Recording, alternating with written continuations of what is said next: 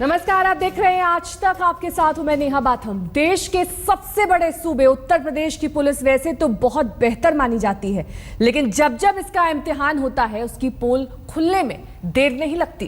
कानपुर में जिला पुलिस ने अपने सभी एसओ इंस्पेक्टर और उनके अंगरक्षकों को टेस्ट के लिए बुलाया। आला अफसरों की निगरानी में उनसे हथियार चलवाए। ज्यादातर पुलिस वाले इसमें फेल हो गए। देखिए एक खास रिपोर्ट। 70 गज पे है बलवाए तो 20 गज में मार रहा है। खाली हो गया ये कहाँ रखे हो? यहाँ पे रखा जाता है, कंधे पंजे पे जाता है, कभी किए नहीं। ये उत्तर प्रदेश पुलिस के जवान हैं, सीओ और इंस्पेक्टर के अंगरक्षक, जो हमेशा पदाधिकारियों के साथ साए की तरह चलते हैं। इनका काम तो हम सबको पता है, लेकिन जब मौका गोली चलाने का आया तो क्या हुआ ये देखिए। इनसे मिली। वैसे तो ये एसओ के अंगरक्षक हैं। राइफल चलाने के टेस्ट के दौरान इन्हें 70 गज पर निशाना मारना था, लेकिन इनका निशाना 20 गज तक ही पहुंच सका। 70 गज पे है बलवाए तो 20 गज में मार रहा है। साथ में खड़ा दूसरा जवान तो राइफल ताने ही रह गया। निशाना तो साध लिया, लेकिन राइफल से गोली ही नहीं चली। खाली हो गया। ट्रेनिंग कैंप में एक से बढ़कर एक नमूने दिखे। एक सिपाही तो राइफल भी सही तरीके से तान नहीं सका। कानपुर के एडिशनल एसपी की नजर पड़ी तो वो भी हैरत में पड़ गए। कहाँ रखे हो?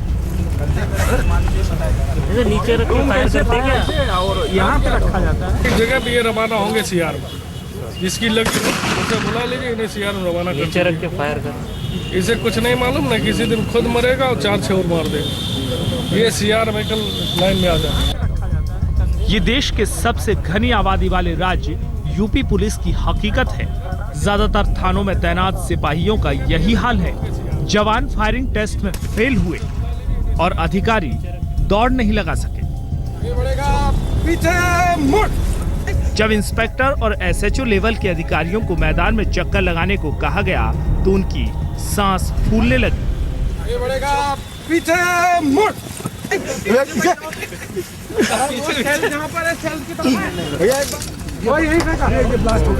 अब अगला टास्क आंसू गैस के गोले को दूर तक फेंकना था। एसओ साहब ने पूरी ताकत लगाई, लेकिन जमीन पर निशाने से पहले ही हवा में गोला फट गया। इसके बाद अफसरों को गोली चलानी थी। कानपुर जिले के एसओ, डीएसपी, एसपी अपनी अपनी राइफलों के साथ खड़े हो गए। सबने निशाना साधा और फिर फायर कर दिया। सामने 70 गज बढ़ते हुए बुलवाए सभी जवान एम फायर। वैसे तो ये पूरा ट्रेनिंग कार्यक्रम पुलिस वालों को चौकस रखने और हर पल खुद को तैयार रखने के लिए था, लेकिन ज्यादातर जवानों और अफसरों की हालत चौंकाने वाली थी। ये निरंतर रूप से हमारे जो भी एसओज हैं, सीओज हैं, वो जो भी नॉन लेथल वेपन है उनका प्रॉपर्ली उपयोग कर पाएँ, और चाहे उसमें एंटी राइट गन हो, पंप गन हो, टीयर गैस है, उसमें उनके हमराह को भी आज चलवाया गया है। इन सब चीज़ों से फायर कराई गई है ताकि कभी ऐसी कानून व्यवस्था की स्थिति पड़े तो उनको प्रॉपर्ली इसको हैंडल करना, चलाना, उनको उनके हमराह सभी लोगों को आ सके। ये वो हथियार थे जिन्हें थाने से पुलिस वाले लेकर आए थे। इनमें से कुछ चले तो कुछ चल भी नहीं पाए। नहीं, ये एक्चुअली एक कंटिन्यूस एक्सरसाइज है, क्योंकि एसओज थानों के चेंज हो जाते हैं, सीओज चेंज हो जाते हैं। तो इससे पहले जब ये चीज़ें कराई गई थी तो कई लोग ऐसे हैं जिन्होंने काफ़ी टाइम बाद इसको यूज़ किया है, तो वो लोग इसके लिए प्रॉपर्ली कॉन्फिडेंट रहें। कभी ऐसी स्थिति रहे तो कॉन्फिडेंट रहें कि उसका यूज़ कर सकते हैं, चला सकें। इसलिए कि निरंतर प्रक्रिया है जो कि अपनाई जाती है, उसी प्रक्रिया के तहत आज कराएं। ये इसलिए आज जो असले यूज़ किए गए हैं वो थाने से जो थानाध्यक्ष लेके आए हैं उनको उसी असले के अंदर आज चलाया गया है, ताकि वो उसको सबसे बेहतर चला पाएँ जो उनके पास उपलब्ध है। सवाल उठता है कि एसओ और इंस्पेक्टर स्तर के अधिकारी जो ज्यादातर प्रशासनिक काम करते हैं, उन्हें समय समय पर बड़ी ट्रेनिंग क्यों नहीं दी जाती। सबसे बड़ा सवाल तो उन अंगरक्षकों पर है जिन्हें सही से राइफल उठानी भी नहीं आती। वो कैसे अफसरों की सुरक्षा कर सकेंगे। सवाल ये भी क्या यूपी सरकार इन्हीं जवानों के सहारे अपने नागरिकों की सुरक्षा का दम भरती है? हालांकि कानपुर पुलिस की इस ट्रेनिंग की तारीफ भी करनी चाहिए। कम से कम पुलिस अफसरों की सही ताकत का आकलन तो हो सका। 70 गज पे है बलवायु, तो 20 गज में मार रहे हैं। रंजित सिंह, कानपुर, आज तक। और अब बात करेंगे बिहार पुलिस की। बिहार पुलिस लाइन के मेस में जाति के आधार पर चूल्हे जलाए जाते हैं। जी हां, हर जाति का अलग चूल्हा, हर जाति के रहने के लिए अलग व्यवस्था की गई है।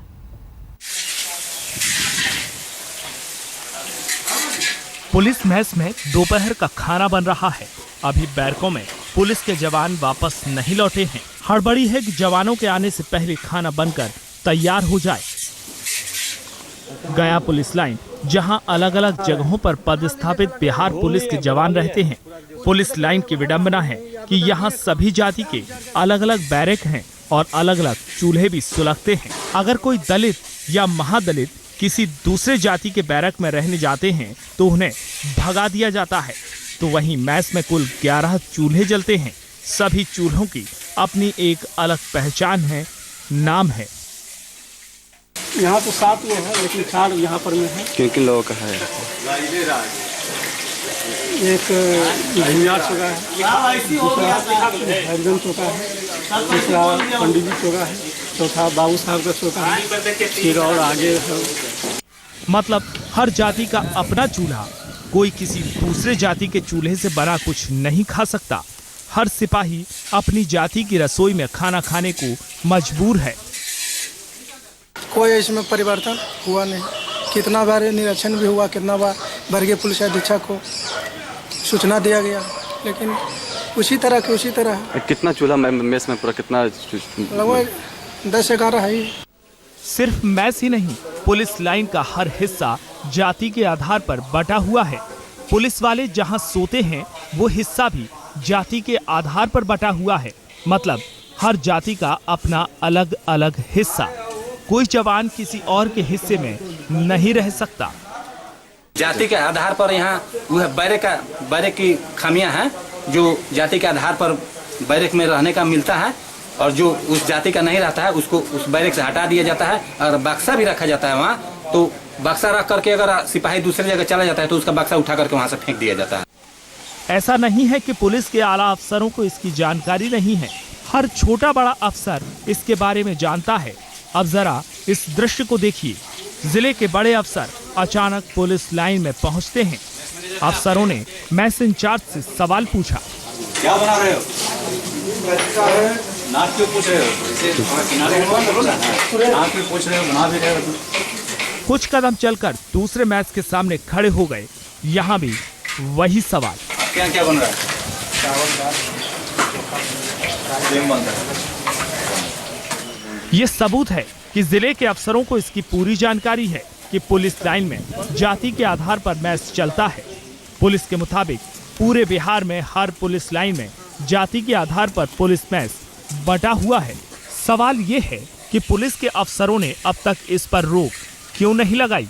आखिर क्यों इस पुरानी परंपरा को अभी तक जारी रखा गया है? पंकज कुमार, गया, आज तक।